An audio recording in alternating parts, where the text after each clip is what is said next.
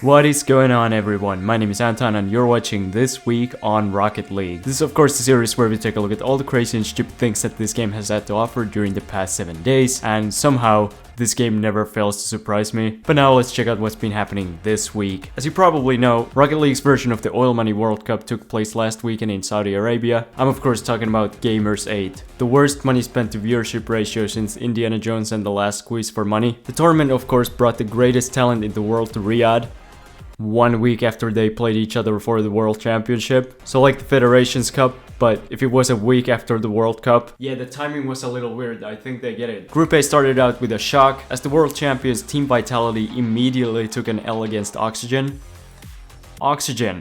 Oxygen's greatest achievement this season was getting rid of their old logo. The new logo buff seemed to carry to the next series for Oxygen, as they also beat G2 to advance to the playoff round. G2 on the other hand advanced to the economy class flights back home after getting squashed by Vitality. Meanwhile in Group B, Team BDS beat Twisted Minds and Genji to show how speaking French is an automatic qualification for the playoffs. Genji did manage to make it to the playoffs though, after beating Monkeys.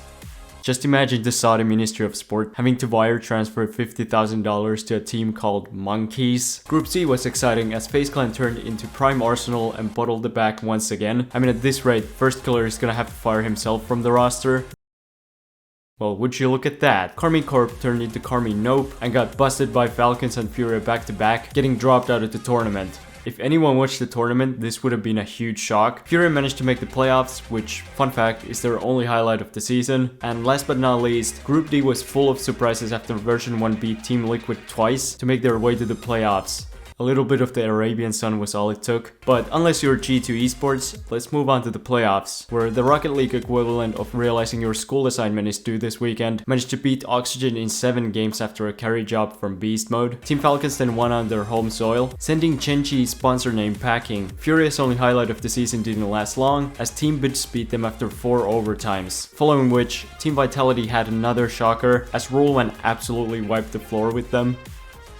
Man, this Zen guy really is a flop. Moving on to the semifinals, version 1 continued their hot streak with Beast Mode demolishing TRK in a 1v1 in game 4. On the other side of the bracket, Rule 1 reached their first LAN final after showing BDS how EU is just a Mickey Mouse region, and so the final was set between version 1 and Rule 1, which ended 4-1 as Rule 1 got Beast Moded on. Beast Mode of course won the MVP award, which meant that he took home a total of $266,000 from the tournament, which is more than the career earnings of these 3 players. For perspective, he can now afford to buy a closet in New York City. But what do you think about the tournament? As always, tell me in the comments below. And before we go, I have a special announcement to make. You can now purchase Sandblock Gaming merch at the AntonTheKicker store, like this jersey, or this sticker, or maybe this SPG t-shirt. The merch is currently only available in Europe, but I'm working on opening a store for you North American viewers as well, so stay tuned for that. As always, thanks for supporting the channel, become a member, join the Discord, follow me on Twitter and on Instagram. I'll see you guys later, bye. And shout out to Gerardo Daniel Rodriguez Gonzalez.